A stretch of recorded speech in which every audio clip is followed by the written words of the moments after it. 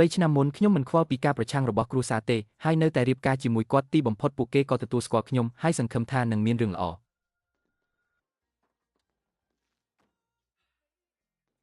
ឆ្នាំនេះយើងបាននិយាយគ្នាថានឹងទៅលេងផ្ទះអូនរៀបចំរបស់អស់ទាំងនេះពួកគេប្រហែលជាចូលចិត្តមែនទេឲ្យតែយើងត្រឡប់ទៅវិញពួកគេច្បាស់ជាសប្បាយចិត្តហើយប៉ាអ្នកម៉ាក់ដ៏ស្រស់ស្អាតមើលនេះមើលខ្ញុំជាអ្នកចិញ្ចឹមវាដោយផ្ទាល់ដៃចាំកូនមកដល់ផ្ទះម៉ាក់នឹងស្ងោរស៊ុបមាន់ឲ្យញ៉ាំ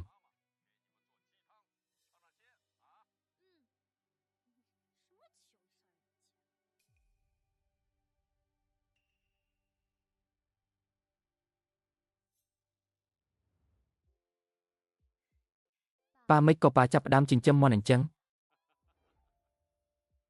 អូយកំរណាស់ទម្រាំតែកូនត្រឡប់មកលេងផ្ទះក្នុងថ្ងៃចូលឆ្នាំប៉ាគិតថានឹងយករបស់ធម្មជាតិពិតមកពោលកូនស្រីសម្លាញ់របស់ប៉ាកូនមិនដឹងទេប៉ាស្ទើរតែប្រែក្លាយវីឡាយ៉នដេងតម្លៃ 1000 លានទៅជាកសិដ្ឋានចិញ្ចឹមមាន់ទៅហើយកុំរំខានការនិយាយទូរស័ព្ទរបស់ប៉ាជាមួយកូនស្រីសម្លាញ់ណែនឆេប៉ាគិតយល់ហើយរឿងកន្លងហួសយើងកុំរំលឹកវាទៀតអីប៉ាបានឲ្យបងប្រុសធំកូនទិញយកក្រុមហ៊ុនដែលធានាងធ្វើការហើយតែងតាំងគេជាអនុប្រធានចាត់ទុកថាស័ក្តិសមនឹងកូនហើយ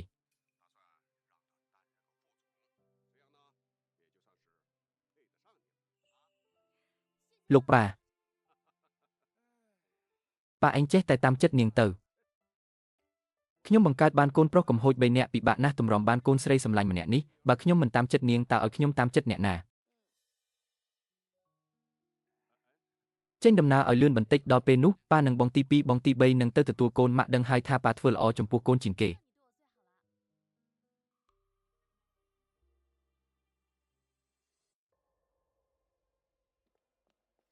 កូនប្រុសឆាប់ទៅមើលទៅមិនដឹងជានាងកំពុងនិយាយទូរស័ព្ទសាច់ក្អាកក្អាយជាមួយអ្នកណាទេម៉ាក់ណែនឆេឥឡូវកំពុងពោះកូនរបស់ខ្ញុំតើនាងអាចមានទំនាក់ទំនងជាមួយប្រុសផ្សេងមិននឹងកើតម៉ាក់គិតច្រើនពេកហើយ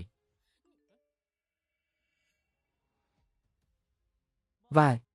ក្រុមហ៊ុនបានផ្ញើសារមកខ្ញុំតែងតាំងខ្ញុំជាអនុប្រធានចូលកាន់តំណែងក្រោយចូលឆ្នាំអូយទេវតាពិតជាមានភ្នែកមែនជីដូនជីតាត្រកូលឆែនពិតជាតាមថែរក្សាបើរឿងនេះឮដល់ភូមិត្រកូលឆែនឆ្នាំនេះបងប្រុសខ្ញុំច្បាស់ជាអ្នកដឹកនាំកម្មវិធីមិនខានត្រូវហើយកូន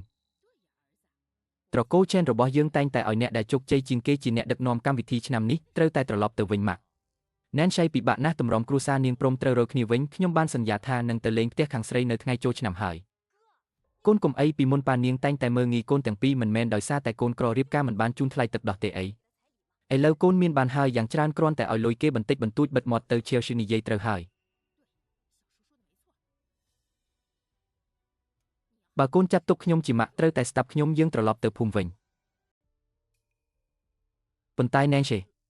អូយកូនខ្វល់ពីនាងធ្វើអីនាងពោះធំអញ្ចឹងដល់ពេលឡើងផ្លូវលបឿនលឿនកូនគិតថានាងអាចធ្វើអីបានខ្ញុំជាម៉ាក់កូនតើកូនស្ដាប់នាងឬស្ដាប់ខ្ញុំ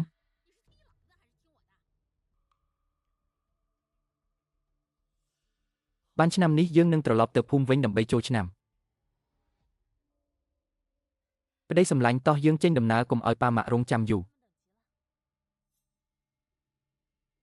ឡើងឡានសិនទៅ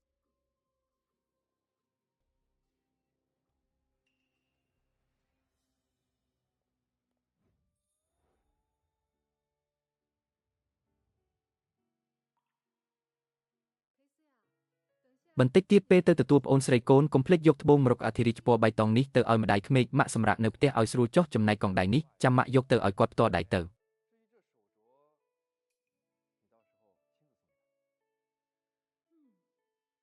ធ្វើអញ្ចឹងក៏ល្អដែរ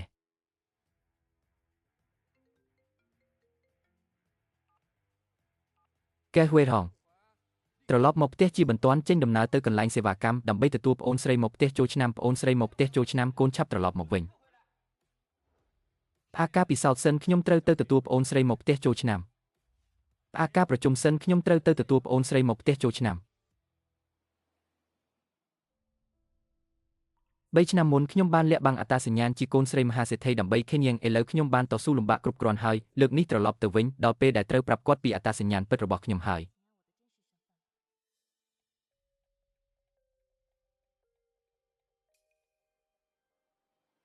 ប្តីសម្លាញ់ហេតុអ្វីបានជាយើងបើកឡានទៅខាងភូមិតកូលឆែនអញ្ចឹងមានរឿងបន្ទាន់បន្តិចបន្តួច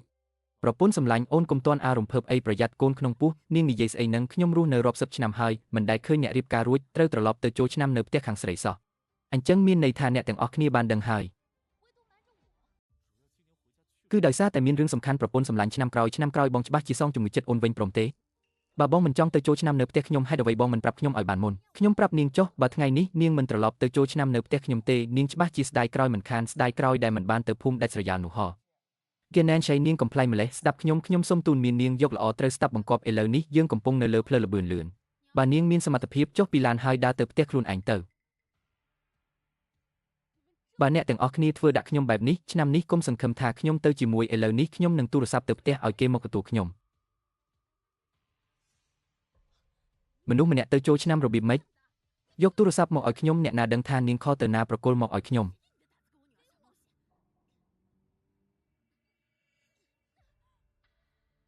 អ្នកនៅតែ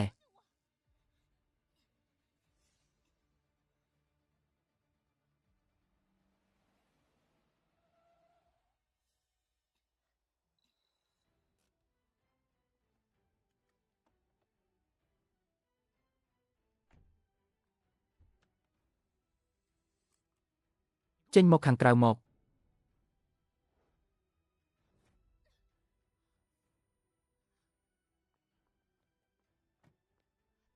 សងខ្ញុំវិញមកអាចនៅឲ្យស្ងៀមបានទេចិត្តចូលឆ្នាំហើយចាំបាច់រករឿងឲ្យអ្នកផ្ទះមិនសប្បាយចិត្តតតែអញ្ចឹងទើបនាងពេញចិត្តមែនទេអ្នកទាំងអស់គ្នារួមគំនិតគ្នាបោកប្រាស់ខ្ញុំគ្រាន់តែចង់ត្រឡប់ទៅចូលឆ្នាំនៅផ្ទះខ្ញុំតើខ្ញុំមានកំហុសអ្វីកូនប្រុសម៉ាក់មើលទៅថ្ងៃនេះបើនាងមិនព្រមនាងច្បាស់ជាមិនឈប់ទេបើនាងមិនចង់ទៅជាមួយម្ដាយក្មេកនិងប្អូនថ្លៃស្រីទេអញ្ចឹងទុកនាងចោលនៅលើផ្លូវលបឿនលឿននឹងហើយចាំមើលនាងគិតយ៉ាងម៉េចខ្ញុំកំពុងពោះកូនរបស់អ្នកណាតើអ្នកពិតជាស្ដាប់សម្ដីម៉ាក់របស់អ្នកហើយទុកខ្ញុំចោលនៅលើផ្លូវលបឿនលឿនមែនទេកូនក្នុងពោះនេះគ្រាន់តែជាកូនខាត់លុយតើអ្នកណាខ្វល់ទៅបានបើចង់ទៅអាចយកទូរស័ព្ទមកឲ្យខ្ញុំវិញបានទេ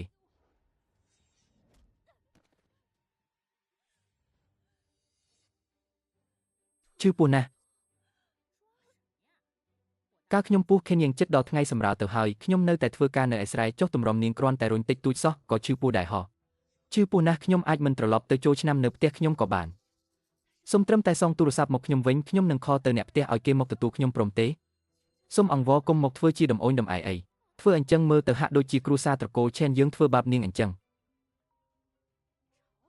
ថ្លង់ណាស់មិនក៏នាងចេះតែនិយាយម៉ាត់ណាក៏ទាទូរស័ព្ទអញ្ចឹងបងប្រុសយកទូរស័ព្ទនាងវិញទៅនាងកាន់តែចង់បានទូរស័ព្ទកញ្ចាស់នេះមែនទេខ្ញុំមិនឲ្យនាងទេលេខទូរស័ព្ទដែលអ្នកកំពុងហៅបានបិទហើយមិនក៏បិទអញ្ចឹង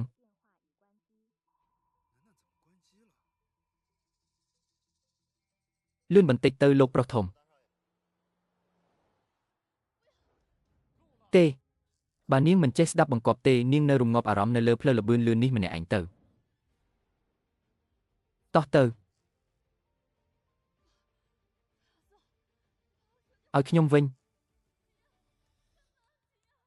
ចង់បានរត់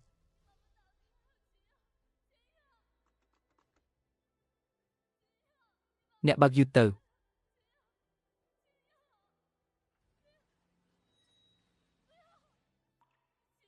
ចង់បានរត់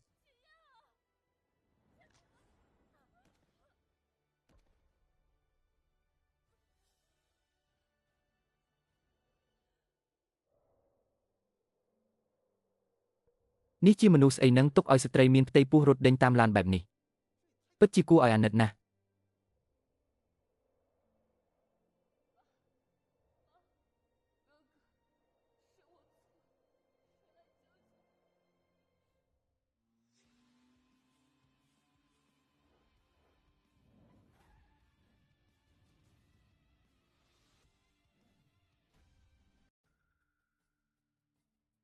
ចុះណែនជាឯណា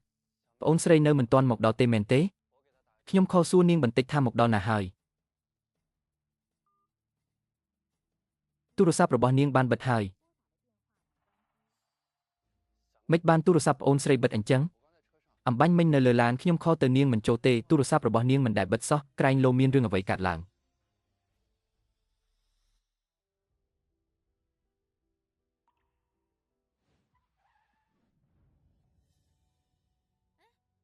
អីមិនក៏ឯងជន់ហ្វ្រាំងភ្លាមអញ្ចឹងនៅតែមិនអាចទុកនាងចោលម្នាក់ឯងនៅទីនេះបានទេបើសិនជាអ្នកភូមិតកូឆេនដឹងថាប្រពន្ធខ្ញុំមិនបានត្រឡប់ទៅវិញគេប្រកាសជានិយាយដើមមិនខានចាំត្រឡប់ទៅដល់ភូមិតកូឆេនចាំប្រដៅនាង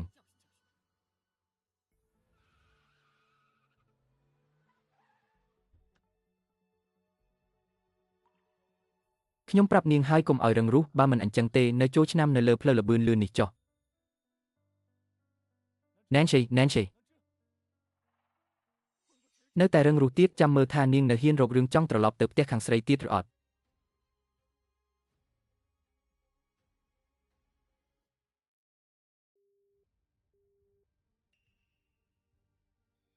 អ្នកកុំបារម្ភពេកប្រហែលជាទូរស័ព្ទប្អូនស្រីអស់ថ្មហើយបងធំបងមិនទើបតែទិញក្រុមហ៊ុនដែលប្តីនាងធ្វើការទេអីសុំលេខទូរស័ព្ទរបស់ខេនយ៉ាងទៅមិនអាចតាក់ទងប្អូនស្រីបានហើយមែនទេត្រូវហើយ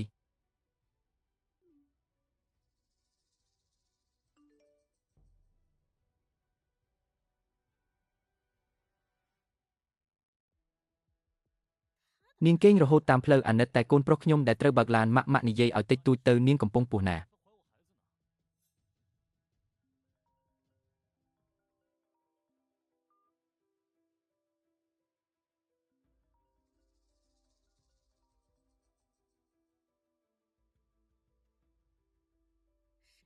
ប្រហែលជាមានទូរស័ព្ទមកហើយមិនបាច់និយាយទេខាងមុខនេះគឺភូមិតកូឆេនហើយអូយទីបំផុតមកដល់ផ្ទះហើយខ្ញុំថាចូលឆ្នាំនៅផ្ទះខ្លួនឯងទៅសប្បាយជាង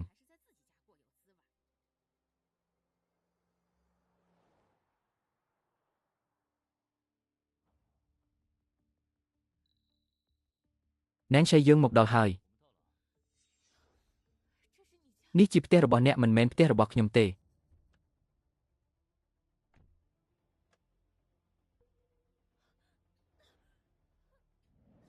កុំអីខ្ញុំមិនបានទុកនាងចោលនៅលើផ្លូវល្បឿនលឿនគឺទុកមុខឲ្យនាងណាស់ទៅហើយនាងអាចនៅឲ្យស្ងៀមបានទេកុំធ្វើឲ្យខ្ញុំបាត់មុខនៅចំពោះមុខសាច់ញាតិខ្ញុំអីល្អណាស់គឺអ្នកដែលបំផ្លាញក្តីសុខប្តីប្រពន្ធយើងដណ្ដើមយកទូរស័ព្ទខ្ញុំហើយបង្ខំខ្ញុំឲ្យមកភូមិតកូឆេននេះដើម្បីចូលឆ្នាំឥឡូវអ្នកនៅចង់ឲ្យខ្ញុំនៅស្ងៀមទៀតហ៎នាងស្រែករកស្អីតើនាងចង់យ៉ាងម៉េចនឹងថ្ងៃចូលឆ្នាំសោះចាំបាច់ធ្វើឲ្យមានរឿងធំបែបនេះខ្ញុំចង់ត្រឡប់ទៅផ្ទះបើនាងនៅតែរឹងរូសបែបនេះល្អណាស់ចង់បានការជឿចាប់មែនទេ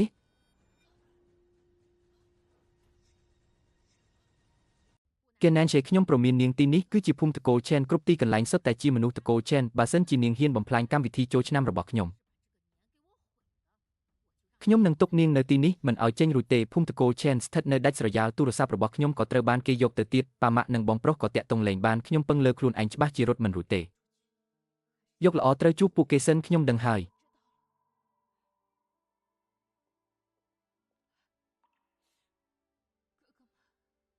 សង្ឃឹមថាអ្នកទាំងអស់គ្នាអាចមកលឿនបន្តិចមានរឿងអីទូរស័ព្ទរបស់នាងអំបញ្ញមិញនៅតែចូលសោះឥឡូវបិទបាត់ទៅហើយតើពួកគេនាំប្អូនស្រីទៅណាបើមានរឿងអ្វីកើតឡើងខ្ញុំច្បាស់ជាមិនលើកលែងឲ្យគ្រួសារពួកគេទេតាក់ទងទៅបណ្ដាញទូទាំងប្រទេសជាបន្ទាន់ដើម្បីតាមដានស្លាកលេខឡានត្រូវតែស្វែងរកណែនឆៃឲ្យឃើញ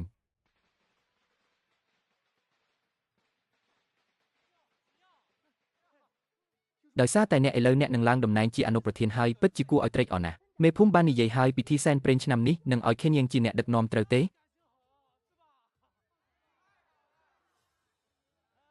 អ្នកទាំងអស់គ្នាខ្ញុំគ្រាន់តែជាអនុប្រធានតូចតាចម្នាក់ប៉ុណ្ណោះគឺដោយសារតែមេភូមិអាណិតស្រឡាញ់ខ្ញុំអរគុណអ្នកទាំងអស់គ្នាអរគុណអបអរសាទរខ្ញុំបានឲ្យគ្រូទីនៅក្នុងភូមិមើលរួចហើយកូនក្នុងពោះរបស់នាងគឺជាកូនខាត់លុយកូនស្រី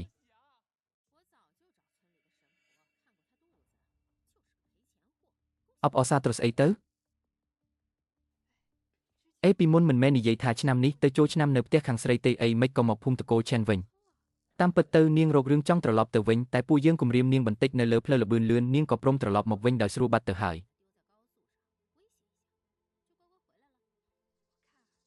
គឺត្រូវតែប្រដៅអញ្ចឹងហើយឆ្លៀតឱកាសនេះបំបាក់ស្មារតីរបស់នាងបន្តិចទៅថ្ងៃក្រោយនាងច្បាស់ជាស្ថិតក្នុងកណ្ដាប់ដៃអ្នកមិនខាន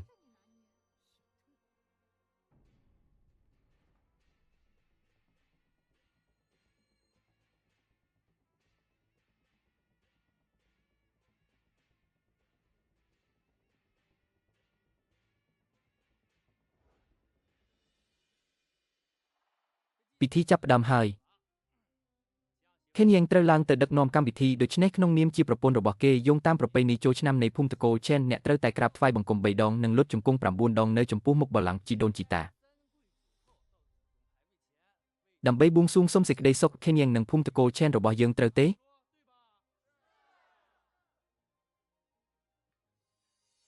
អ្នកមិនមានបញ្ហាអីទេមែនទេ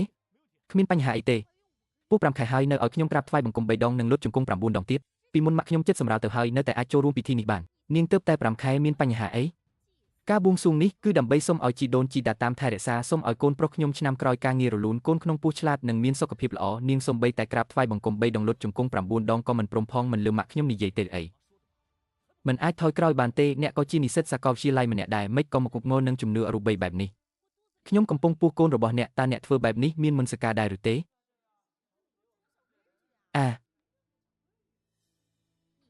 នាងជាស្រីសម្ដីមនុស្សប្រុសគឺជាប្រកាសសិទ្ធនាងមានសិទ្ធអីមកកវាម្យ៉ាងទៀតនេះគឺជាប្រពៃណីរបស់ភូមិតកូលឆេនបើនាងមិនលុតជង្គង់ទេឆ្នាំនេះនាងគុំសង្ឃឹមថាបានចូលឆ្នាំនៅចង់ឲ្យខ្ញុំក្រាបថ្វាយបង្គំជីដូនជីតាតកូលឆេនទៀតហ៎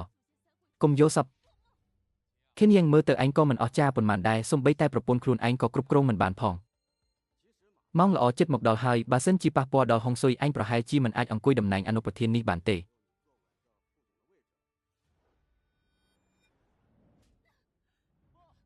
នាងនៅតែមិនព្រមលុតជង្គង់ទៀត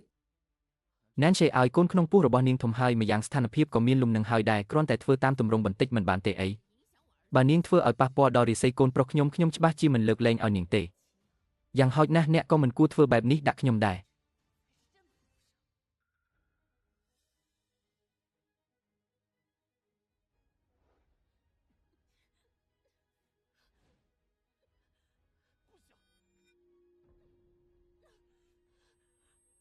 មិនអាក្រក់ទេកូនប្រុសខ្ញុំពិតជាមានអំណាចមែនឆាប់ទៅកុំឲ្យហួសម៉ោងរងចាំដល់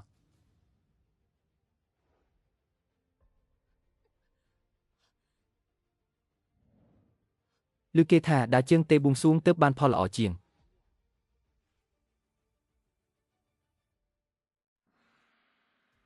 ម៉ោងល្អមកដល់ហើយសូមក្រាបថ្វាយបង្គំជីដូនជីតាតកូលឆេនដើម្បីសុំសេចក្តីសុខសេចក្តីចម្រើន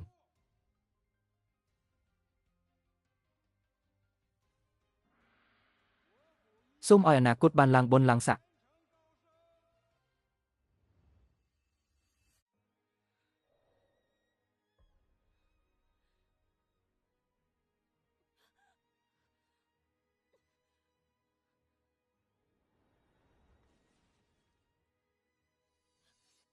ម៉ាក់កំពុងធ្វើអី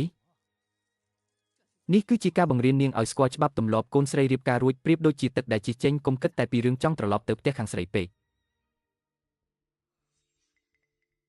ឥឡូវខ្ញុំដឹងច្បាស់ហើយទីបំផុតខ្ញុំមើលឃើញច្បាស់ថាខ្ញុំបានរៀបការជាមួយមនុស្សប្រុសបែបណាលឿនឡើង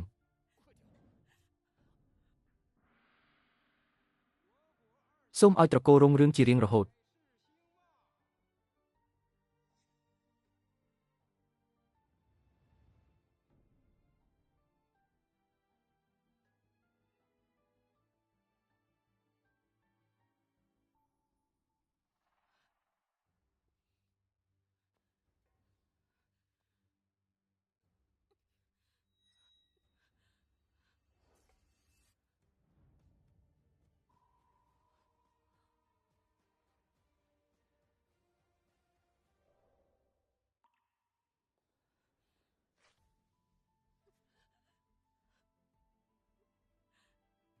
ថ្ងៃក្រោយកូនប្រុសរបស់អ្នកច្បាស់ជាឡើងបុណ្យឡើងស័ក្តិមិនខានឲ្យនាងស្គាល់ច្បាប់ទម្លាប់ខ្លះថ្ងៃចូលឆ្នាំសោះចង់ត្រឡប់ទៅផ្ទះខាងស្រី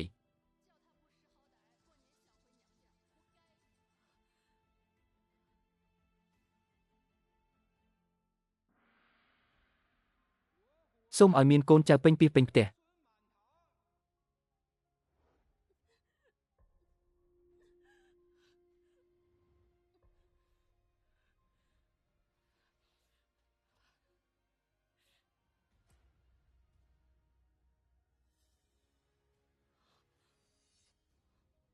ប្រញាប់ឡើង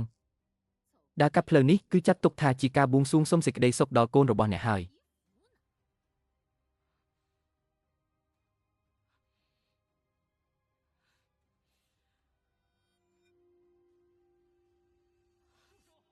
ម៉ាក់ចង់សម្លាប់មនុស្សមែនទេ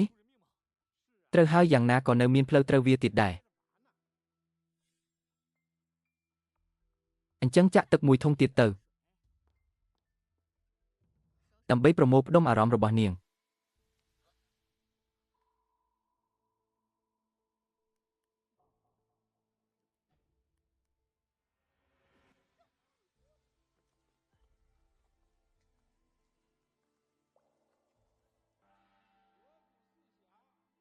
បន្តទៅមុខទៀត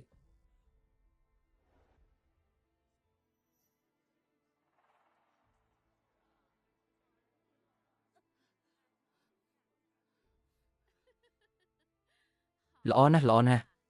ដីនេះឡើងក្រហមហើយឆ្នាំក្រោយត្រកូល Chen របស់យើងច្បាស់ជាមានហុងស៊ុយល្អមិនខាន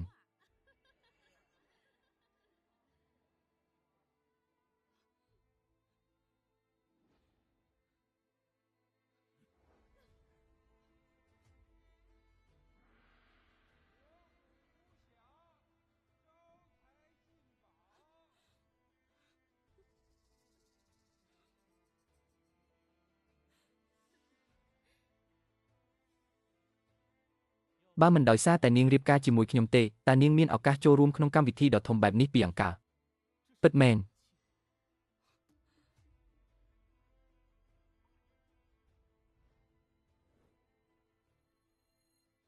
គឺឡានមួយនេះហើយឆែកមើលឲ្យខ្ញុំបន្តិចតើឡាននេះបើកទៅណាចាសអ្នកនាងកែខ្ញុំរកឃើញថាឡាននេះបើកឆ្ពោះទៅកាន់កន្លែងសេវាកម្មក្នុងទីដែលភូមិតកូ Chen តាក់ទងទៅទីនោះឲ្យខ្ញុំជាបន្ទាន់ម៉ាក់យ៉ាងម៉េចហើយរកឃើញហើយថាពួកគេបើកឡានឆ្ពោះទៅកាន់ភូមិតកូ Chen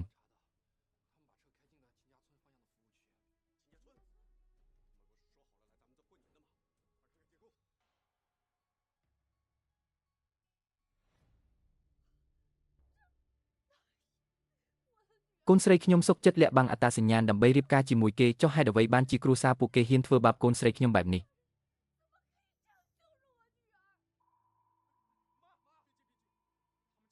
ហ៊ានធ្វើបាបប្អូនស្រីតើពួកគេគិតថាត្រកូលគេរបស់យើងគ្មានមនុស្សទេអីប៉ាម៉ាក់កុំបារម្ភអីឥឡូវនេះពួកយើងនឹងទៅភូមិតកូ Chen ច្បាស់ជានឹងនាំនាងត្រឡប់មកវិញឆាប់ទៅ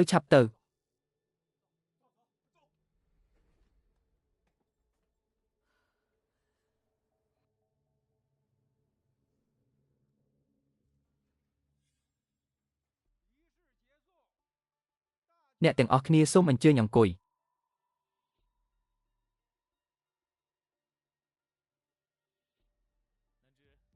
បាត់ចាស់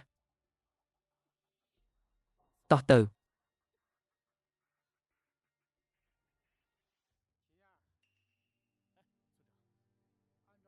យោងតាមច្បាប់ទម្លាប់អ្នកដែលមានឋានៈខ្ពស់ជាងគេត្រូវអង្គុយកៅអីកិត្តិយសសូមអរគុណមេភូមិ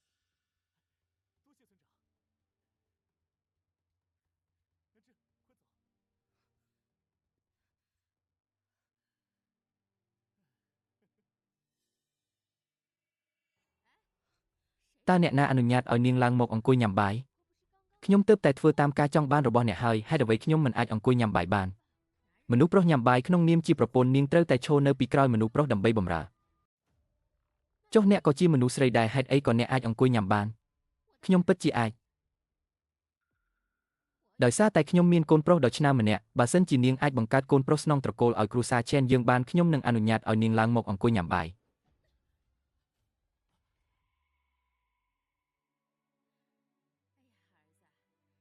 អូយកូនប្រុសលើកនេះកូនពិតជាធ្វើឲ្យម៉ាក់មានមុខមាត់ណាស់នឹកស្មានមិនដល់សោះត្រឹមតែរយៈពេល1ឆ្នាំជាងឯងអាចប្រកួតប្រជែងពីបុគ្គលិកតូចតាចម្នាក់ក្លាយជាអនុប្រធានក្រុមហ៊ុនខ្ញុំសូមអបអរសាទរទុកជាមុនចុះ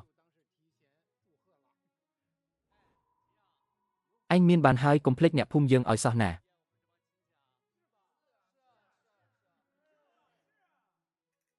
ងាយស្រួលទេតើអ្នកទាំងអស់គ្នាចង់បានអ្វីកូនប្រុសខ្ញុំច្បាស់ជារៀបចំឲ្យមិនខានអ្នកណាប្រើឲ្យគេជាមនុស្សដែលជោគជ័យជាងគេនៅក្នុងភូមិតកូ Chen ធ្វើអីអ្នកទាំងអស់គ្នាគុណបំណាច់របស់ភូមិតកូ Chen ដែលមានចំពោះខ្ញុំមួយជីវិតនេះខ្ញុំនឹងមិនភ្លេចឡើយសូមលើកកែវ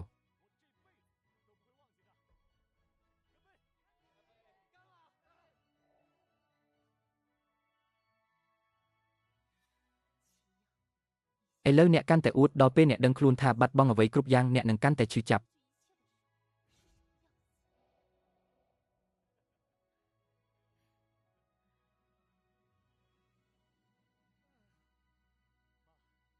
អាហារជួបជុំថ្ងៃនេះពិតជាមានក្តីសុខណាស់យីមិនហ្នឹងឃ្លានហើយមែនទេពួកយើងដែលជាម្ចាស់ផ្ទះញ៉ាំរួចរាល់អស់ហើយក៏ដល់វេននាងញ៉ាំដែរតើអ្នកទាំងអស់គ្នាមានន័យយ៉ាងម៉េចពិតណាស់ឲ្យនាងញ៉ាំបាយនឹងហើយ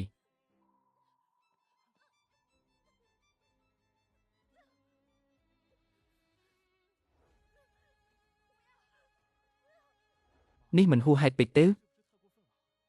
នាងរឹងរូសមិនស្ដាប់បង្គាប់ឯងបែបនេះគួរតែឆ្លៀតឱកាសនេះប្រដៅនាងឲ្យបានល្អបន្តិចចាំមើលលើក្រោយនាងនៅហ៊ានទៀមទីចង់ត្រឡប់ទៅផ្ទះខាងស្រីទៀតឬអត់ខ្ញុំ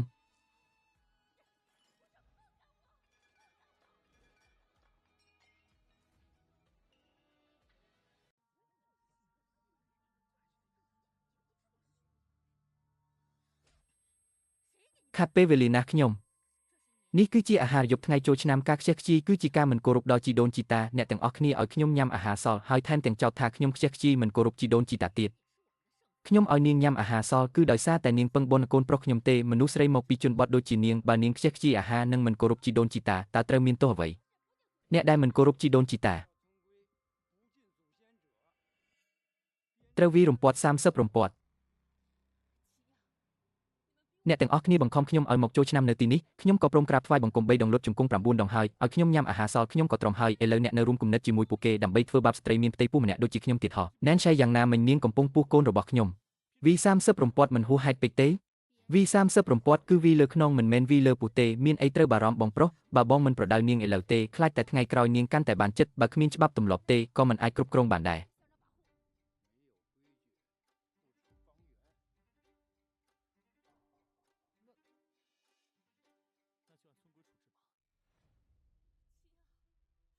អ្នកមិនអាចវាយខ្ញុំទេខ្ញុំកំពុងពុះកូនរបស់អ្នកណា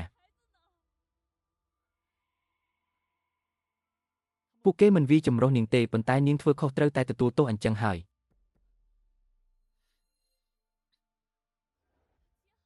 ទេកុំអីខ្ញុំអង្វរកុំអី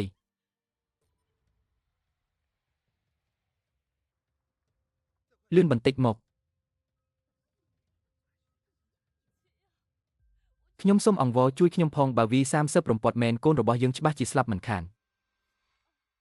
ម៉ាក់ខ្ញុំដឹងខុសហើយថ្ងៃក្រោយខ្ញុំឈប់ទៀមទាទៅចូលឆ្នាំនៅផ្ទះខាងស្រីទៀតហើយ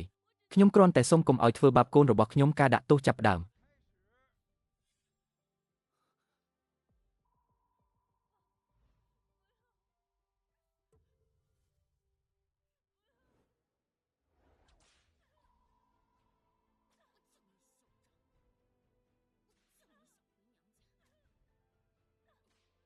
លោកប៉ាខ្ញុំ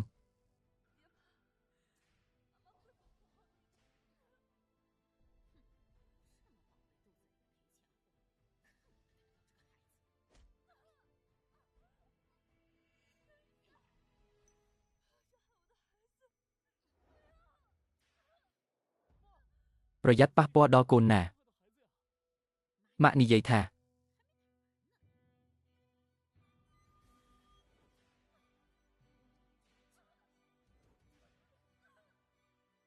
នៅសល់10វិនាទីទៀតចូលឆ្នាំហើយអ្នកទាំងអស់គ្នារៀបចំខ្លួនរាប់ថយក្រោយជាមួយខ្ញុំ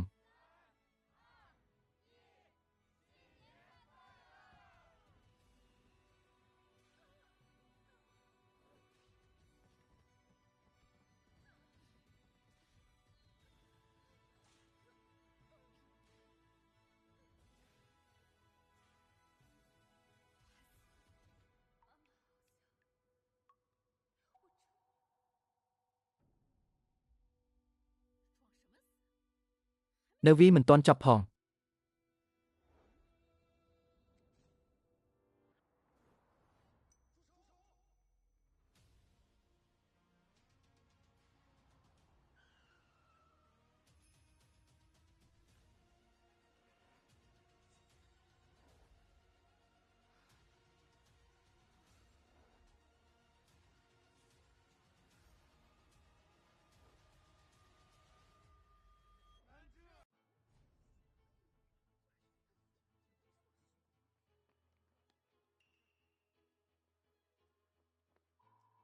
ពួកឯងចង់ធ្វើអី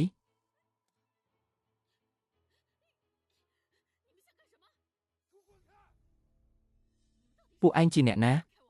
ជឿអត់ថាខ្ញុំនឹងប្តឹងប៉ូលីសលែងម៉ាក់ខ្ញុំភ្លាម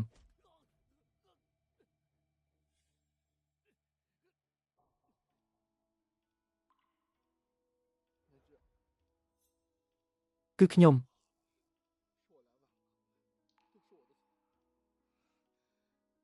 បងប្រុសធំ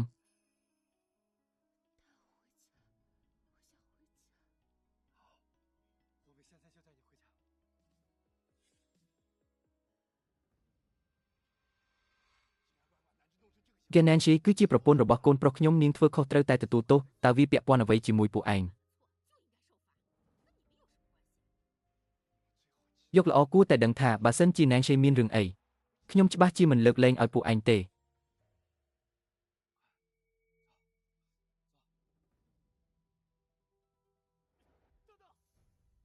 Gananchi គឺជាប្រពន្ធរបស់ខ្ញុំគ្មានអ្នកណាអាចនាំនាងទៅណាបានទេទីនេះគឺជាភូមិតកូឆេនចង់នាំមនុស្សចេញពីទឹកដីរបស់យើងហោះ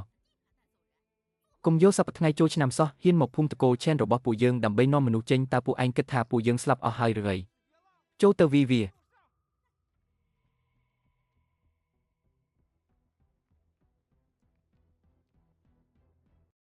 បើអញ្ចឹងកុំបន្ទោសថាខ្ញុំមិនយកយល់ឲ្យសោះតើពួកឯងជាអ្នកណា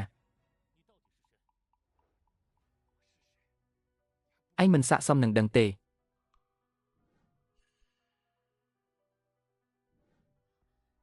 ខលទូរស័ព្ទទៅនាង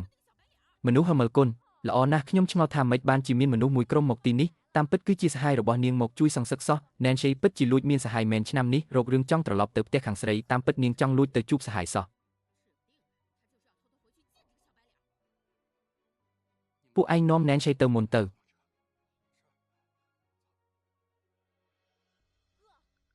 ឯងនៅជួយនិយាយការពារ Nancy ទៀតចាំមើលនាងបំពាក់ស្នែងឲ្យឯងតាំងពីយូរហើយមិនដឹងសំបីតែកូននឹងជារបស់ឯងឬអត់ផងឥឡូវខ្ញុំគ្មានពេលទេបើសិនជាពួកឯងនៅមានមន្តសការខ្លះហ៊ានធ្វើរឿងស្មោកគ្រោកបែបនេះនៅខ្លាចគេនិយាយទៀតហោះNancy យ៉ាងហោចណាស់ឥឡូវនេះនៅតែជាកូនប្រសារនៃភូមិតកូឆេនរបស់យើងពួកឯងត្រូវតែលែងនាង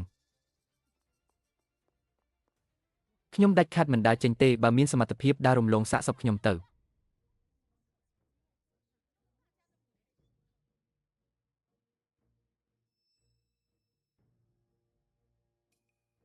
Nancy ធ្លាក់ឈាមខ្លាំងណាស់បើមិនបញ្ជូនទៅមន្ទីរពេទ្យទេនាងអាចនឹងមានគ្រោះថ្នាក់ដល់អាយុជីវិតបងប្រុសធំមិនទាន់ពេលទេ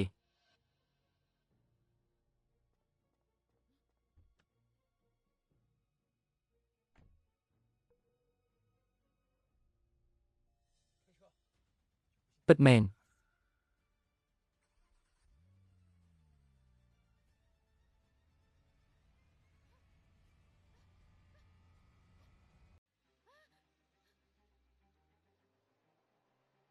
ឈួតអស់ហើយពួកគេហ៊ានចូលមកមែន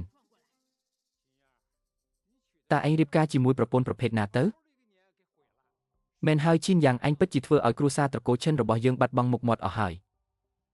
មេភូមិកុំខឹងអីសូមទុកចិត្តចុះយើងច្បាស់ជាចាត់ការគូនាងជីមិនខាន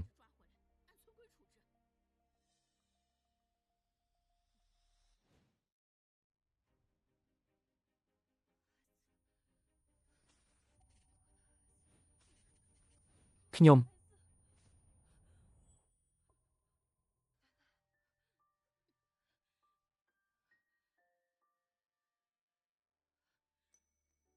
កូនរបស់ខ្ញុំបាត់បង់ហើយកុំខ្លាចអីប៉ានឹងជួយកូនរកគ្រូពេទ្យដែលពូកែបំផុតមកថែទាំសុខភាពកូនមិនឲ្យមានបញ្ហាទៅថ្ងៃក្រោយឡើយសុំទោសខ្ញុំមិនគួរណាមិនស្ដាប់តាមសម្ដីរបស់អ្នកទាំងអស់គ្នាទេកូនរៀបការជាមួយមនុស្សដែលគ្មានអ្វីសោះទាំងនេះគឺជាកំហុសរបស់ម៉ាក់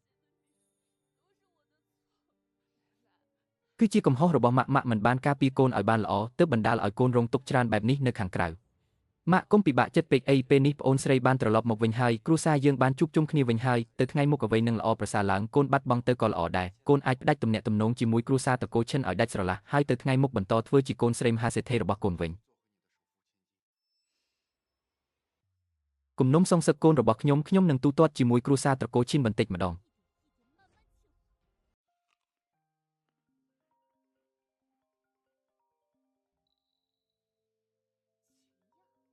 ខ្ញុំមិនទាន់ទៅរកអញផងអញបែរជាមករកដល់ទ្វារមុនបាត់ទៅហើយអញពេលនេះដឹងខុសហើយមែនទេខ្ញុំប្រាប់ឯងចុះឲ្យតែឯងផ្ដាច់ទំនាក់ទំនងជាមួយប្រុសហើយនោះខ្ញុំអាចនឹងអត់ទោសឲ្យឯងពេលនេះឯងរៀបការរួចហើយត្រូវចេះទុកចរិតកូនស្រីអ្នកមានរបស់ឯងខ្លះទៅគ្មានលុយហើយនៅចង់បានអ្វីទៀតគ្រាន់តែមិនបានទៅផ្ទះជាមួយឯងចូលឆ្នាំសោះចង់យ៉ាងម៉េចទៀតខ្ញុំប្រាប់ឯងប្រញាប់សុំទោសម៉ាក់ខ្ញុំភ្លាមឯងពេលនេះលែងមានឱកាសហើយឯងមានន័យថាម៉េចខ្ញុំប្រាប់ឯងឯងធ្វើស្អីកូនរបស់ខ្ញុំ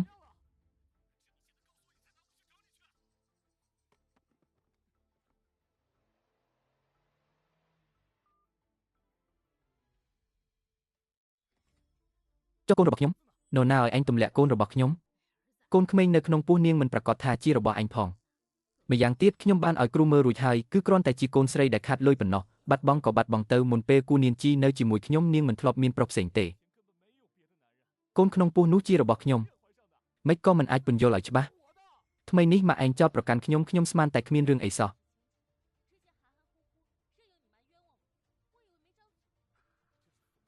នោះក៏ជាកូនរបស់ខ្ញុំដែរមិនក៏ឯងអាចធ្វើបែបនេះឈិនយ៉ាងស្ដាប់ឲ្យច្បាស់គឺឯងដែលមិនខ្វល់ពីកូនរបស់យើងថ្ងៃចូលឆ្នាំសោះឯងទុកខ្ញុំចោលនៅផ្លូវលបឿនលឿនបង្ខំឲ្យខ្ញុំហូបម្ហូបសល់បង្ខំឲ្យខ្ញុំរងទុក្ខខ្ញុំរបួសចូលពេទ្យឯងថែមទាំងមិនព្រមឲ្យខ្ញុំទៅគឺឯងដែលធ្វើបាបកូនរបស់ខ្ញុំមិនអាចទេ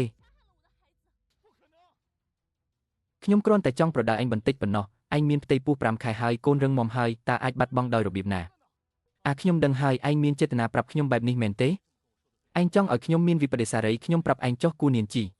ឯងយល់សប្តិហើយរឿងដល់ថ្នាក់នេះឯងនៅចង់គេចវេះទៀតល្អអីចឹងឯងបើកភ្នែកមើលឲ្យច្បាស់ទៅតើកូនរបស់ឯងយ៉ាងម៉េចទៅហើយ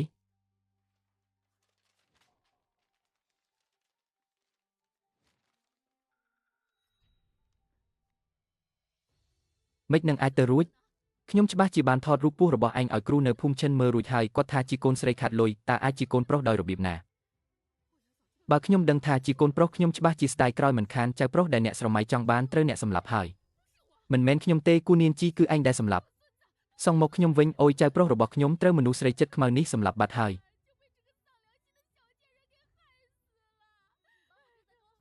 ខ្ញុំពុះចៅប្រុសរបស់ឯងបិទមាត់ទៅគូនាងជីឯងធ្វើជាម្ដាយសំបីតែកូនក៏ការពារមិនបានថែមទាំងទម្លាក់កំហុសលើម៉ាក់ខ្ញុំទៀតពួកឯងកំពុងធ្វើស្អីហ្នឹងឯងមានរឿងអីទេខ្ញុំមិនអីទេដេញពួកគេចេញទៅ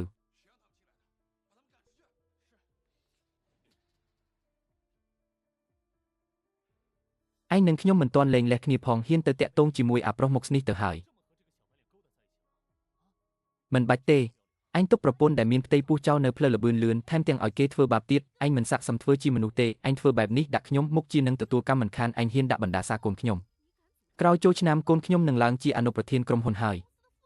ខ្ញុំមើលទៅអ្នកដែលទទួលកម្មគឺឯងពួកឯងធ្វើបាបនាងបែបនេះនៅចង់ឡើងតំណែងទៀតឯងមានន័យថាម៉េចរឿងដល់ថ្នាក់នេះហើយខ្ញុំក៏មិនអាចរស់នៅជាមួយឯងទៀតដែរយើងលែងលះគ្នាទៅឯងចង់លែងលះជាមួយខ្ញុំគូនាងជីឯងគិតឲ្យច្បាស់ឯងគ្រាន់តែជាអ្នកស្រែមកពីភ្នំរីឯខ្ញុំចិត្តខ្លាយជាអនុប្រធានក្រុមហ៊ុនហើយឯងបាននៅជាមួយខ្ញុំគឺជាភ័ព្វសំណាង8ជាតិរបស់ឯងប្រកាសថាចង់លែងលះជាមួយខ្ញុំមែនទេថ្ងៃនេះទោះឯងជានរណាក៏ដោយក៏ខ្ញុំត្រូវតែសងសឹកឲ្យចៅប្រុសខ្ញុំដែរចង់លែងលះមែនទេកុំសំបីតែសង្ឃឹម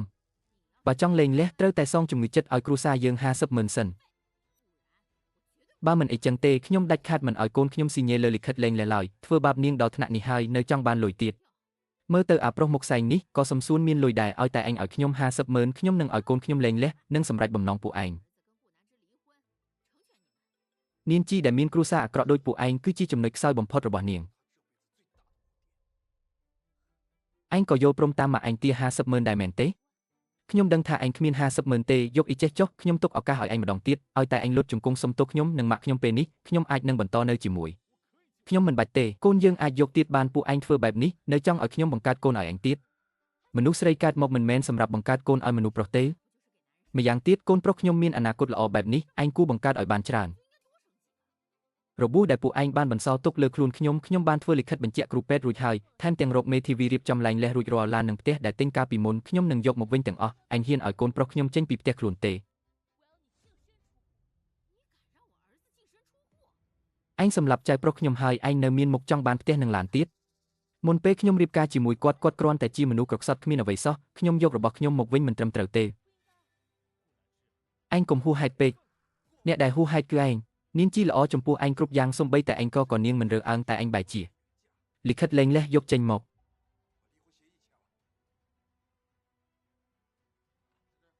ឯងកាន់តែចង់លែងលះជាមួយខ្ញុំកាន់តែមិនស៊ីញេមែនហើយឡាននឹងផ្ទះជារបស់ត្រកូលឈីនយើងឯងកុំសង្ឃឹមថាយកបានឯងមិនមែនថាក្រោយចូលឆ្នាំឯងនឹងឡើងជាអនុប្រធានទេ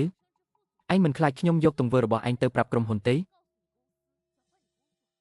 គូនាងជីអញពិតជាពិពលពេកហើយអញចង់បំផ្លាញកូនប្រុសខ្ញុំមែនទេខ្ញុំបានរកមេធាវីល្អបំផុតហើយទោះជាឡើងតុលាការដល់ទីបញ្ចប់ក៏គេនឹងកាត់ក្តីឲ្យពួកឯងចាញ់ដែរពួកឯងក៏មិនចង់បាត់បង់អ្វីទាំងអស់នៅទីបញ្ចប់ដែរមែនទេនាងជីមិនល្ងងទៀតទេទីបំផុតបានត្រឡប់ក្លាយជាប្អូនស្រីដ៏ឆ្លាតវៃពីមុនវិញហើយគំរាមខ្ញុំឲ្យចេញពីផ្ទះខ្លួនទេកូនមិនក៏ប្រកូលឡាននឹងផ្ទះឲ្យនាងទាំងអស់ខ្ញុំចិត្តឡើងជាអនុប្រធានហើយប្រាក់ខែខ្ញុំរាប់លានផ្ទះនឹងឡានកញ្ចាស់នោះខ្ញុំមិនខ្វល់ទេយកទៅចោះ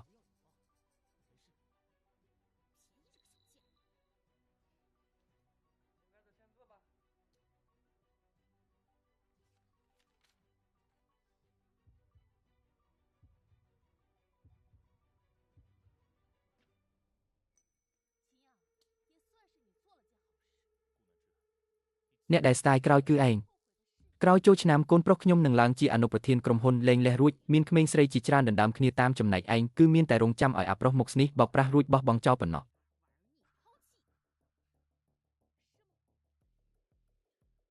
លោកចៅការវិនិយោគលើក្រុមហ៊ុនរបស់ឈីនយ៉ាងទាំងអស់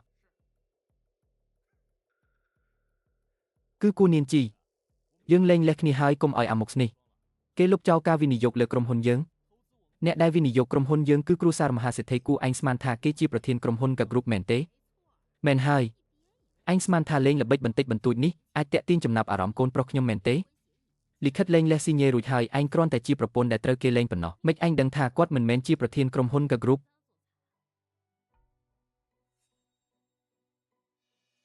ឯងមានន័យថាម៉េច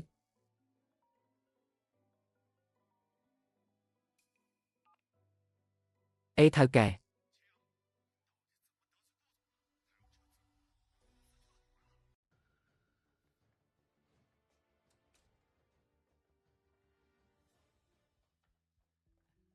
ថៅកែ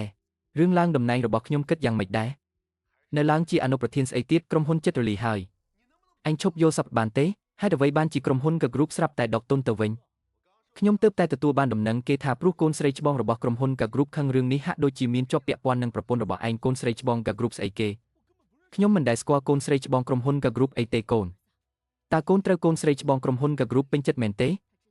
នាងដឹងថាកូនមានប្រពន្ធក៏ខឹងទើបក្រុមហ៊ុនស្រាប់តែប្រកាសឡើងតំណែងឲ្យខ្ញុំនាងជាកូនស្រីច្បងក្រុមហ៊ុន Gap Group ជាកូនស្រីមហាសេដ្ឋីបើបានតាក់ទងជាមួយគ្រួសារគូនោះពិតជាភ្នូដូនតាបញ្ចេញផ្សែងហើយល្អថៅកែកុំបារម្ភខ្ញុំនឹងរៀបចំការដូរចូលឆ្នាំឲ្យបានល្អដល់ពេលនោះខ្ញុំនឹងទៅផ្ទះគ្រួសារគូផ្ទាល់ដើម្បីសុំទោសកូនស្រីច្បងគូបើការវិនិយោគរបស់ហ្គាសមិនធ្លាក់មកទេអញមិនបាច់ធ្វើការទៀតទេ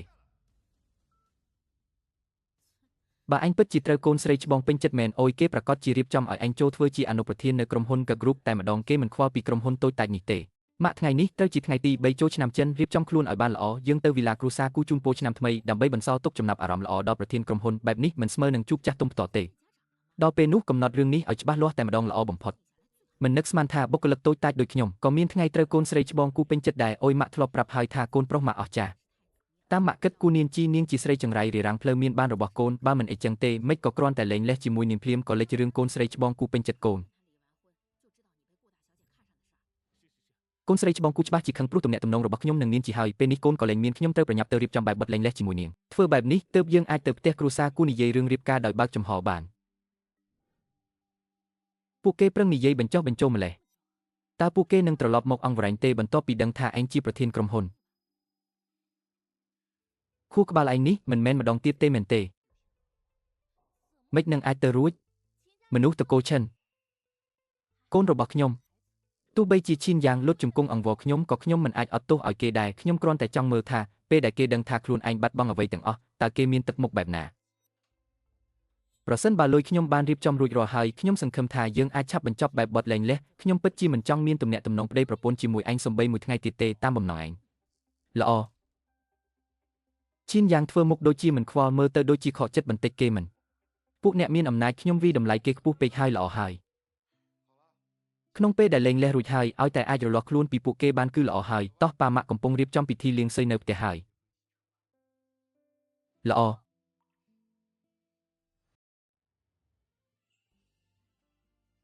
ប្រធានក្រុមហ៊ុនមកដល់ហើយរៀបចំរួចរាល់ហើយស្អាតណាស់មែនហើយនេះទើបជាកូនស្រីរបស់ប៉ាជាកូនស្រីច្បងរបស់ក្រុមហ៊ុន Gap Group កូនស្រីរបស់ម៉ាក់កើតមកគឺដើម្បីតែសេចក្តីសុខភាពលំបាកពីមុនចាត់ទុកដូចជាសុបិនចុះថ្ងៃក្រោយនាងជីរបស់យើងនឹងជួបតែសេចក្តីសុខសាន្តត្រជាក់ត្រជុំ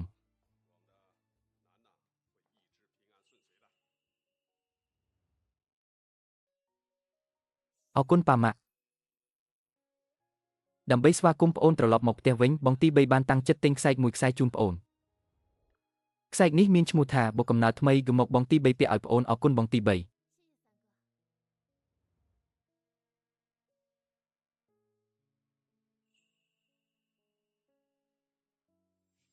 ឲ្យបងទី3មើលបន្តិចស្អាតណាស់ពិតជាស្រស់ស្អាតមែន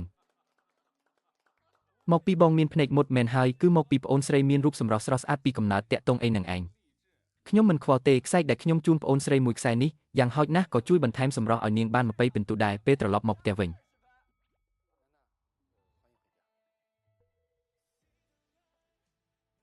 ថ្ងៃក្រោយគ្រួសារយើងនឹងមិនបែកគ្នាទៀតទេ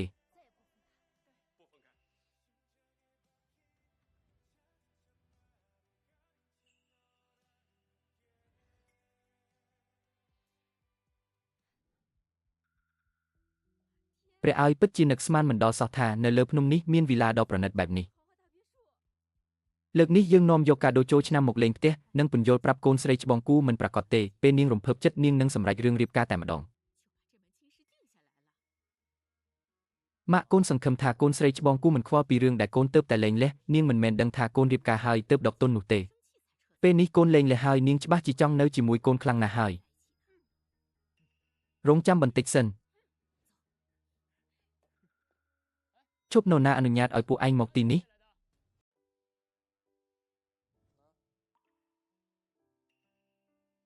បែបបទរៀបចំរួចរាល់ហើយឬនៅឈៀនយ៉ាងតាមសួររឿងលេងលះរហូតគេថាចង់បានសម្បត្តិលេងលះឆាប់ខ្ញុំក៏ប្រញាប់ឲ្យគេរៀបចំឲ្យទៅយ៉ាងណាក៏លេងលះហើយថ្ងៃក្រោយក៏មិនពាក់ព័ន្ធគ្នាដែរគេចង់ធ្វើអីក៏ជារឿងរបស់គេកាលនោះបើមិនមែនមកពីប្អូនស្រឡាញ់គេតាំងពីឃើញលើកដំបូងមនុស្សដូចឈៀនយ៉ាងមួយជាតិនឹងក៏មិនស័ក្តិសមនឹងគ្រួសារគូដែរបងធំគុំរំលឹករឿងអតីតកាលខ្មៅងឹតរបស់ខ្ញុំទៀតអីល្អពេលនេះប្អូនត្រូវសម្រាកឲ្យបានល្អយឺតបន្តិចចាំខ្ញុំហៅបងទៅញ៉ាំបាយខ្ញុំចង់រៀបចំបន្ទប់ឲ្យបានស្អាតបន្តិចបងទី2និងបងទី3ឲ្យកាដូខ្ញុំច្រើនណាស់ខ្ញុំត្រូវទុកដាក់វាសិនបងទៅធ្វើការចុះ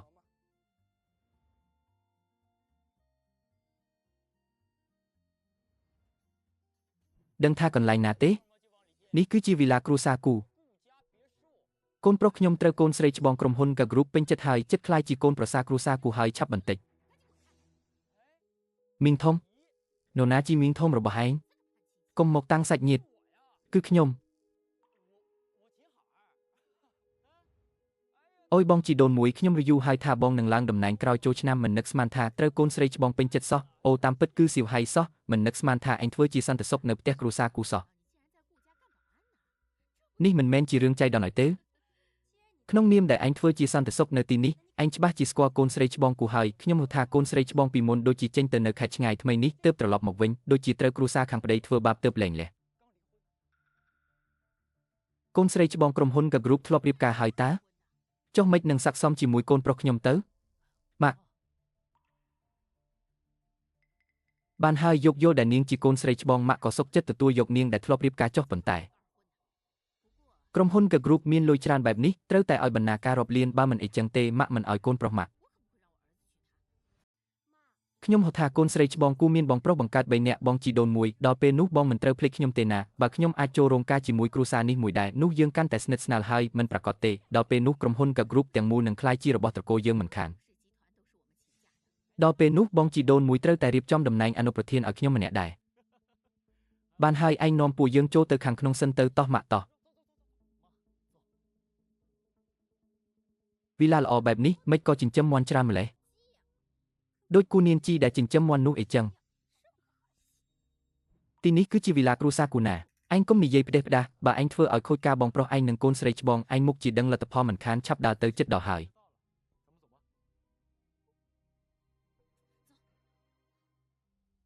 អ្នកទាំងអស់គ្នាចូលទៅខាងក្នុងមុនចុះបើខ្ញុំចូលទៅខាងក្នុងនឹងត្រូវគេកាត់ប្រាក់ខែអីចឹងឯងទៅមុនចុះចាំរឿងបងជីដូនមួយឯងបានសម្រេចឯងមករស់នៅវីឡានេះរាល់ថ្ងៃក៏បានល្អអរគុណអ៊ំស្រីខ្ញុំទៅសិនហើយ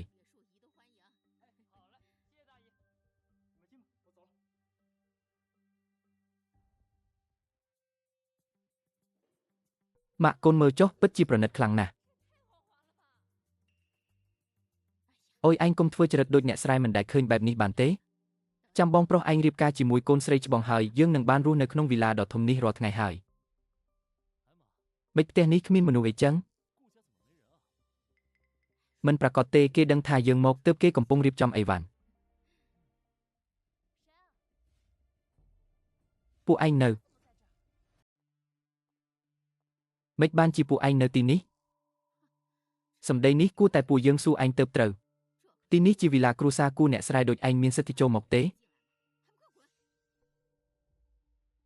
គូនាងជីយើងលែងលះគ្នាហើយមិនក៏ឯងនៅតាមរំខានខ្ញុំដល់ទីនេះទៀតកូនប្រុសខ្ញុំពេលនេះទទួលបានការចាប់អារម្មណ៍ពីកូនស្រីច្បងក្រុមហ៊ុន G Group ហើយឯងសម្លាប់ចៅរបស់ខ្ញុំកូនប្រុសខ្ញុំឡើងតំណែងហើយកូនស្រីច្បងក៏ពេញចិត្តឯងរឿងនេះមិនក៏ខ្ញុំមិនដឹងកូនស្រីច្បងក្រុមហ៊ុន G Group ជាតារាលើមេឃឯណានាងពេញចិត្តខ្ញុំមិនមែនអ្នកស្រែដូចឯងទេកុំរករឿងទៀតឆាប់ចេញទៅបើកូនស្រីច្បងគូឃើញឯងនិងខ្ញុំនៅពាក់ព័ន្ធគ្នានាងច្បាស់ជាខឹងទៀតមិនខានខ្ញុំប្រាប់ឯងចុះបើមកពីឯងធ្វើឲ្យប៉ះពាល់ដល់ការវិនិយោគរបស់ហ្គាមកលើក្រុមហ៊ុនយើងខ្ញុំមុខជាមិនលើកលែងឲ្យឯងទេតាមពិតឯងស្មានថាខ្លួនឯងតោងបានកូនស្រីច្បងសោះមិននឹកស្មានថាឯងប្រញាប់ប្រញាល់ទៅធ្វើលិខិតលែងលះជាមួយខ្ញុំសោះចុះយ៉ាងម៉េចខ្ញុំប្រាប់ឯងពេលនេះយើងដើរផ្លូវរៀងខ្លួនហើយខ្ញុំមានវាសនាឡើងខ្ពស់ឯងមានវាសនាធ្លាក់ចុះសន្តិសុខនៅទីនេះធ្វើការយ៉ាងម៉េចនឹងមិនក៏ចេះតែឲ្យមនុស្សបោកប្រាស់ចូលមកងីម្លេះមើលទៅគួរតែផ្លាស់ប្ដូរអ្នកយាមហើយគូនាងជីមើលតាមរៀងឯងនេះមិនមែនធ្វើជាអ្នកបម្រើក្នុងវីឡាគ្រួសារគូទេដឹងតាមពិតបន្ទាប់ពីលែងលះជាមួយកូនប្រុសខ្ញុំមកធ្វើជាអ្នកបម្រើនៅផ្ទះគ្រួសារគូសោះខ្ញុំស្មានតែវីឡាធំបែបនេះបណ្ដោយឲ្យឆ្មាឆ្កែចូលមកស្រេចតែចិត្តសោះក្នុងនាមជាអ្នកបម្រើត្រូវតែ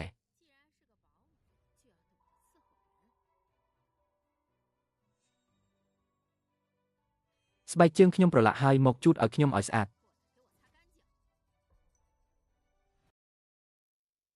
ទី1ខ្ញុំមិនមែនជាអ្នកបម្រើទី2ទីនេះគឺជាផ្ទះរបស់ខ្ញុំសូមពួកឯងចេញទៅក្រៅ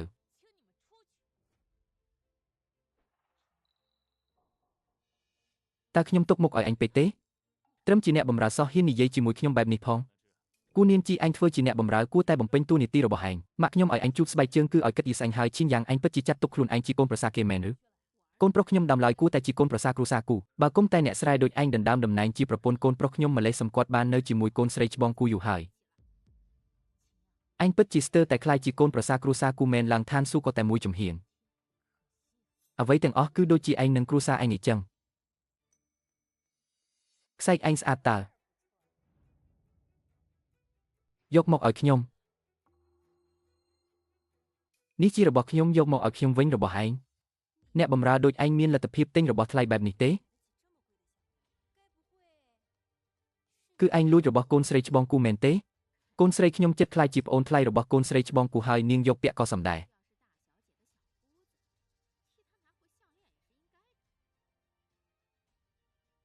ខ្សែកដ៏មានតម្លៃបែបនេះមានតែអ្នកដែលមានសម្រស់ពីកំណើតដូចខ្ញុំទេទើបស័ក្តិសមនឹងពាក់វាអ្នកស្រែដូចឯងនេះសុំតែជូតអត់ទេខ្ញុំនិយាយម្ដងទៀតនេះជារបស់ខ្ញុំមែនទេខឹងហើយតើខ្ញុំមិនឲ្យឯងទេឯងអាចធ្វើអីខ្ញុំបានអ្នកបម្រើត្រូវតែមានចរិតជាអ្នកបម្រើពួកយើងទើបជាម្ចាស់វីឡានេះនាពេលអនាគតរបស់ក្នុងវីឡានេះនឹងក្លាយជារបស់ខ្ញុំទាំងអស់លោកភ្លុនណាស់តើខ្ញុំបានស្គាល់ចរិតពិតរបស់មនុស្សតកូឈីនយូមកហើយគូនាងជីខ្ញុំប្រាប់ឯងទោះបីជាឯងលែងលះជាមួយកូនប្រុសខ្ញុំហើយក៏ដោយក៏ឯងនៅតែជាអ្នកក្រោមបង្គាប់ខ្ញុំដែរខ្ញុំឲ្យឯងធ្វើអីឯងត្រូវតែធ្វើនឹងពេលនេះលុតជង្គង់ជូតស្បែកជើងឲ្យខ្ញុំភ្លាម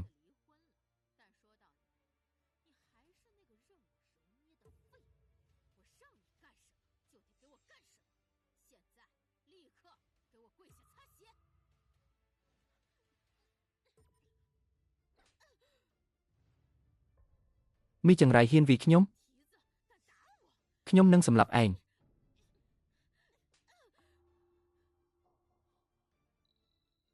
ទីនេះជាផ្ទះខ្ញុំមិនមែននៅភូមិឈិនទេកុំមកយកសពឯងឈួតហើយឯងហ៊ានវីម៉ាក់ខ្ញុំកូនប្រុសចាប់មនុស្សស្រីម្នាក់នេះមកថ្ងៃនេះត្រូវតែប្រដៅវាឲ្យស្គាល់រសជាតិខ្លះ ពួកឯងចង់ធ្វើអីចង់វាខ្ញុំមែនទេលេងដៃខ្ញុំត្រូវតែអប់រំអ្នកបម្រើដែលមិនស្គាល់ចាស់ទុំដូចឯងមួយប្រោសិនចាំដន្លងខ្ញុំមកដល់ខ្ញុំនឹងឲ្យគេបញ្ឈប់ឯងភ្លាម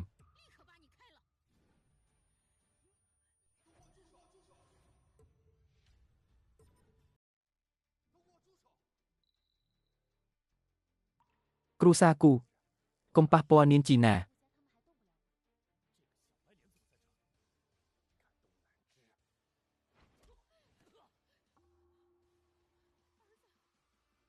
សម្ដីនេះគួរតែខ្ញុំសួរឯងទៅត្រូវមែនទេឯងពិតជាពូកែមែនហ៊ាននាំសហាយចូលមកក្នុងវិឡាឯងមិនចង់រស់ទេមែនទេគូនាងជីខ្ញុំប្រាប់ឯងពួកឯងមិនអាចទទួលខុសត្រូវទេប្រញាប់នាំប្រុសរបស់ឯងចេញទៅបើមិនអីចឹងទេតំណែងអ្នកបម្រើឯងក៏រក្សាទុកមិនបានដែរនរណាអនុញ្ញាតឲ្យឯងប្រមាថគ្រួសារខ្ញុំថាជាប្រុសមុខមានអាប្រុសមុខស្នេះមកវីខ្ញុំពិតមកទៅ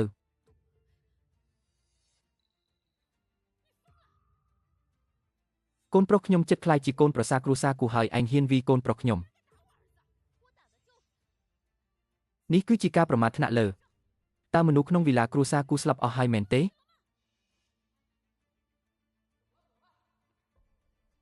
មិនមែនថាកូនស្រីច្បងពេញចិត្តបងជីដូនមួយទេមិនក៏ឆ្លោះគ្នាអីចឹង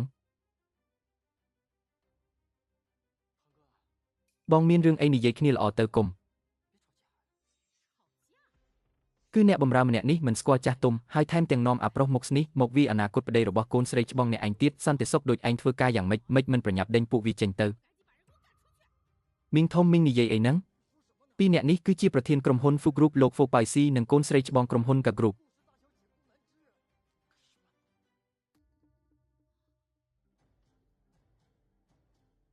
និយាយស្អីគេគូនាងជីគឺជាកូនស្រីច្បងក្រុមហ៊ុន Ka Group នៅក្នុងវិឡាគ្រួសារគូពួកឯងបណ្ដោយឲ្យមនុស្សក្រៅមកជន់ក្បាលនាងជីដល់ថ្នាក់នេះផងមិនចង់ធ្វើការទៀតទេមែនទេសុំទោសលោកប្រធានគូសុំទោសគឺជាកំហុសរបស់ពួកយើង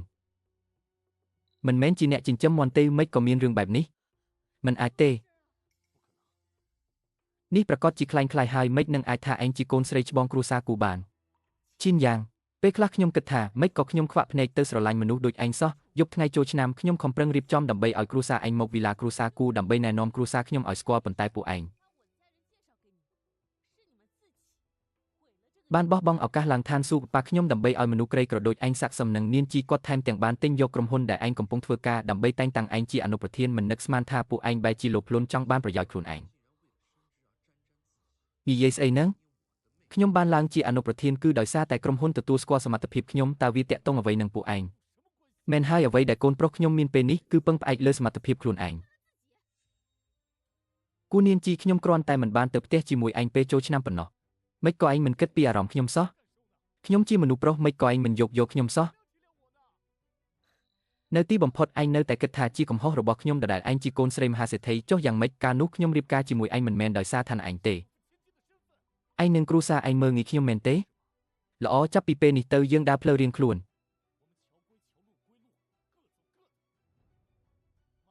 ម៉ាក់យើងទៅ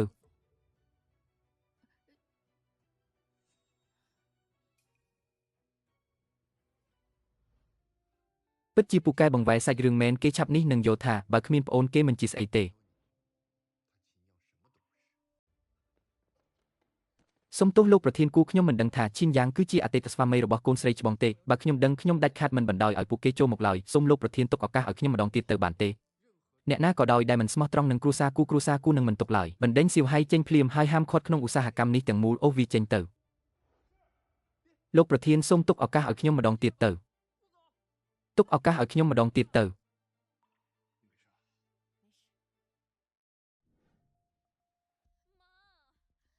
ឯងប្រឹងបង្ខំគូនាងជីទៅភូមិឈិនចូលឆ្នាំម្លេះពេលនេះឃើញទេអ្វីវិនិច្ឆ័យអស់ហើយឱកាសមាសបាត់បង់អស់ហើយខ្ញុំក៏មិនដឹងថាគូនាងជីជាកូនស្រីមហាសេដ្ឋីដែរបើខ្ញុំដឹងពីមុនខ្ញុំច្បាស់ជាប្រព្រឹត្តល្អចំពោះនាងបន្តិចហើយឈប់ទៅម៉ាក់តាំងពីដើមមកគឺដើម្បីមុខមាត់ខ្ញុំកូនចុះរឿងតំណែងអនុប្រធានគិតយ៉ាងម៉េចទៅទោះបីជាគ្មានគូនាងជីក៏ដោយសារសមត្ថភាពខ្ញុំតំណែងអនុប្រធានក្រុមហ៊ុននៅតែជារបស់ខ្ញុំដែរកូនតើកូនមានគម្រោងធ្វើយ៉ាងម៉េច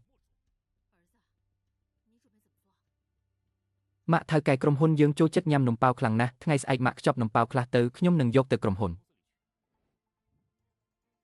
លុយនេះគឺទុកឲ្យកូនទាំងអស់កូនយកទៅទិញសាច់ទិញអីក៏បានយកសាច់ជ្រូកមកធ្វើ Snow ម៉ាក់សង្ឃឹមលើកូនទាំងស្រុងហើយជ្រើសរើសសាច់ជ្រូកឲ្យល្អនេះគឺជាក្តីសង្ឃឹមចុងក្រោយរបស់ខ្ញុំអង្វរែងហើយកុំធ្វើឲ្យខ្ញុំខកបំណងណាដឹងហើយម៉ាក់ទុកចិត្តចុះឲ្យតែខ្ញុំអាចឡើងកាន់តំណែងអនុប្រធានក្រុមហ៊ុនបានខ្ញុំនៅតែអាចឲ្យអ្នកទាំងអស់គ្នារស់នៅបានស្រួលដែលខ្ញុំជឿលើបង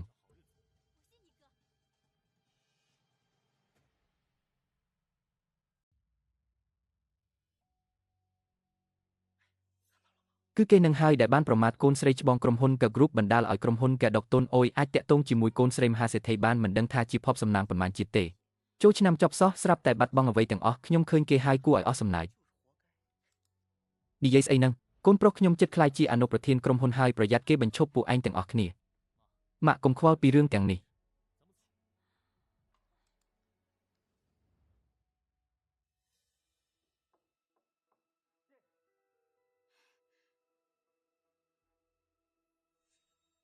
ថៅកែខ្ញុំក្រុមហ៊ុននេះខ្ញុំបានឲ្យម៉ាក់ខ្ញុំខ្ចប់នំប៉ាវពិសេសជូនថៅកែសាកមើលសិនទៅរួចចាំខ្ញុំពន្យល់ប្រាប់តាមក្រោយមែនហើយនេះកូនប្រុសខ្ញុំពិសេសឲ្យខ្ញុំយកមកជូនមើលទៅគួរឲ្យចង់ញ៉ាំតើខ្ញុំទុកពេលឲ្យអញ5នាទីដើម្បីពន្យល់ខ្ញុំមិនដឹងថាប្រពន្ធខ្ញុំគឺជាកូនស្រីច្បងក្រុមហ៊ុន K Group ទេទើបខ្ញុំចៃដន្យឲ្យធ្វើឲ្យនាងខឹងប៉ុន្តែថៅកែទុកចិត្តចុះឲ្យតែខ្ញុំបានឡើងជាអនុប្រធានក្រុមហ៊ុនខ្ញុំច្បាស់ជាលួងលោមនាងបាននិយាយបែបនេះខ្ញុំនៅតែគួរតែឲ្យអញធ្វើអនុប្រធានមែនទេ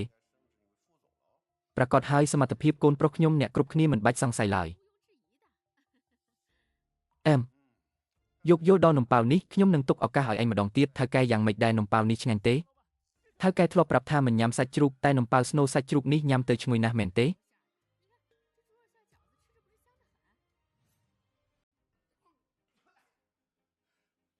ស្អីគេស្នូសាច់ជ្រូកមែនទេមែនហើយនំប៉ាវស្នូសាច់ជ្រូកដែលខ្ញុំធ្វើគឺឆ្ងាញ់បំផុតខ្ញុំមិនបានប្រាប់ពួកឯងទេថាមិនអាចធ្វើស្នូសាច់ជ្រូកបានថៅកែឯងមិនកំពុងតែញ៉ាំយ៉ាងឈ្ងុយទេសាច់ជ្រូកតើមានអីដែលញ៉ាំមិនបានឯងដឹងច្បាស់ថាខ្ញុំអាឡែហ្ស៊ីនឹងសាច់ជ្រូកឯងចង់សម្លាប់ខ្ញុំមែនទេខ្ញុំមិនដឹងទេថៅកែខ្ញុំមិនមានចិត្តណាទេខ្ញុំនឹងហៅរថយន្តសង្គ្រោះបន្ទាន់ឥឡូវនេះបើគ្មានប្រពន្ធឯងខ្ញុំមិនទាំងមើលមុខឯងម្ដងផងត្រូវគេបញ្ឈប់ហើយខ្ញុំ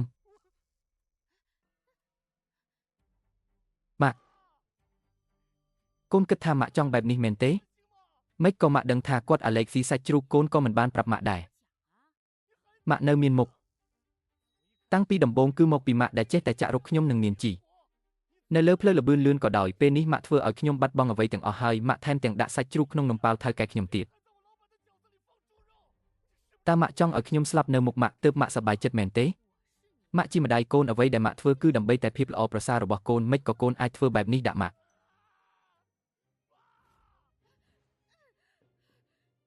ទាំងអស់គឺជាកំហុសរបស់ម៉ាក់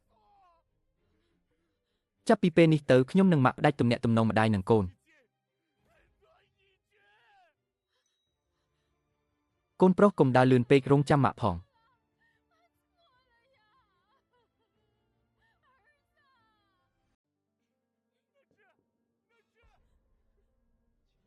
គឺឯងទៀតហើយនាងជីខ្ញុំខុសហើយខ្ញុំបានដេញម៉ាក់ខ្ញុំទៅបាត់ហើយគឺគាត់ជាអ្នកជំរុញឲ្យខ្ញុំធ្វើបាបអូនអរគុណអូនដែលយល់ព្រមត្រឡប់ទៅភូមិជាមួយបងចូលឆ្នាំពេលនេះបងដឹងហើយមានតែអូនទេដែលល្អចំពោះបងពិតប្រាកដនាងជីពេលនេះឯងចង់ធ្វើអីទៀតមែនប៉ុន្តែសុំទោសខ្ញុំមិនមែនជាមនុស្សទេខ្ញុំអង្វរអូនទុកឱកាសឲ្យខ្ញុំម្ដងទៀតបានទេមិនដែរឯងទៅអង្វរថៃកែឯងហើយទើបដឹងថាបើគ្មានខ្ញុំឯងមិនជាស្អីទាំងអស់ពេលនេះទើបត្រឡប់មកអង្វរខ្ញុំវិញមែនទេឯងយកមុខពីណាមកឯងគិតថាខ្ញុំនឹងអត់ទោសឲ្យឯងមែនទេអូនវាបងចុះបងមិនបន្ទោសអូនទេទាំងអស់គឺជាកំហុសរបស់ម៉ាក់បងពេលនេះបងបានផ្ដាច់ទំនាក់ទំនងម្ដាយនិងកូនជាមួយគាត់ហើយខ្ញុំអាចផ្ដាច់ទំនាក់ទំនងជាមួយពួកគេបានជានិច្ចឲ្យតែអូនអត់ទោសឲ្យបងអូនឲ្យបងធ្វើអីក៏បានដែរកូនស្រីច្បងមើលរៀងឯងពេលនេះទៅ